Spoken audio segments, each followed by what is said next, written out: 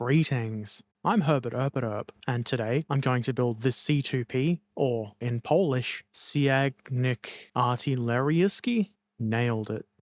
Sorry. This is a little artillery tractor type vehicle based on the teeny tiny TKS, which I've built before. There's probably a link around here somewhere. This is a 72nd scale wargaming kit from First to Fight. I've not done one of these for a while, so why not?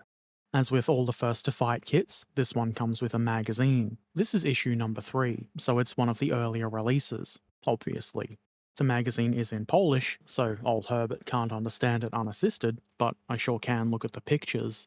The painting guide is quite nice. As always, I think these magazines are a good inclusion, even if I can't read them. Inside the box we find one solitary sprue. One is all you need. This is a small vehicle, modelled in a small scale, so it's not very large, and there aren't a lot of parts. That's not a bad thing, of course, and for a kit intended for wargaming, this one is quite finely detailed. It's even got an interior. Most wargaming kits have at least some chunky parts to make them more durable for handling, and this is normally not the case with First to Fight kits. Fortunately, in this case, there are no extra thin, easily broken parts. Well, there is the steering column and steering wheel, I guess, but let's not count those. The only complaint I can really think of is that the tread detail might be a little bit lacking for some, though personally I don't think it's a problem. That's what's in the box. It's time to glue some bits of plastic together.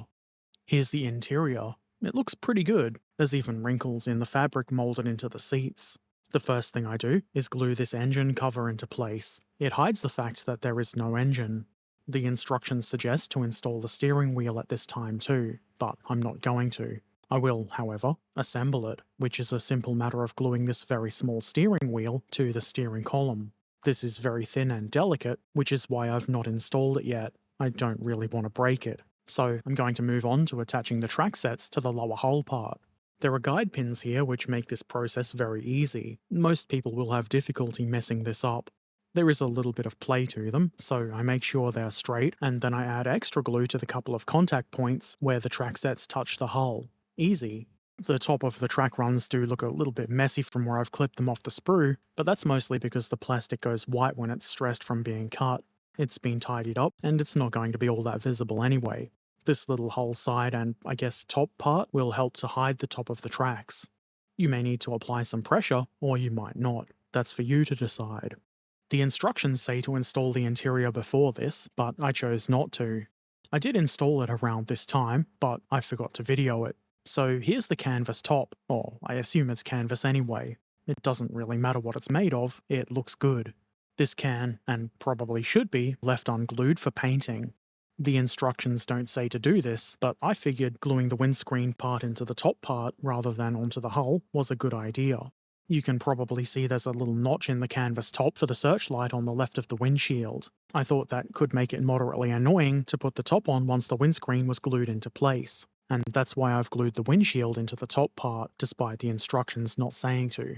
Sometimes old Herbert does some thinking. Here you can see the hull now has its interior, except for the steering wheel, so I installed that like so. Easy, just make sure that it's nice and vertical. I figured installing this once the hull was together would be a good way to avoid potentially damaging the thin parts. This is the hull rear, or if you prefer technical terms, the butt. First, I glue this little doover into place, after umming and ahhing over which way around it should go. There is a guide nubbin on one side. That helps. Then above that, the exhaust. There's not really much to guide this, though it's not hard to figure out where it should go. It made sense to then install that on the rear of the hull. It's not a bad fit, though I did have to apply some pressure to make sure there were no unwelcome gaps. Then, the final touch, placing the top on top of the hull. There are some very convenient guide pins for this, and the windscreen should simply slot into those guide slots. It's a very good fit, and there's just enough friction for it to stay there. I've left this unglued just in case I want to paint it. Obviously that would include the interior, which would be kind of hard to paint through the windows. Anyway, the Polish C2P in 72nd scale from First to Fight is complete.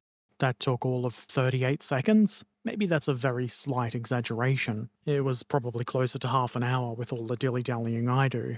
I'm sure you'll agree that the result is quite good. I don't know much about the C2P, or the TKS that it was based on, or anything else for that matter, but it sure looks like a C2P to me. It is a gaming model, even if it's not a chunky, durable one that you can throw around the table, so it's not going to get a rivet counter excited, and it isn't meant to, but it does look quite good. And if you want one, or even a swarm of these for your Polish army, or maybe even a German army, and you play in 72nd scale, this might be just the thing for you. First to fight kits are usually pretty cheap, though I have not personally seen any available in the shops lately being early 2026. If you can find them, I do recommend them. They're usually fun and not overly difficult kits, and most importantly, they look good. This C2P not being an exception to that. I feel like I might just be waffling now. If you have any questions or comments, feel free to put them in the comments section below. It's pretty good for that.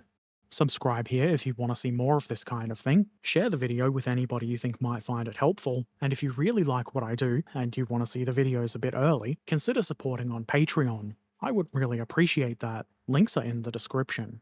Take care of yourselves, be excellent to each other. Thanks for watching. Farewell.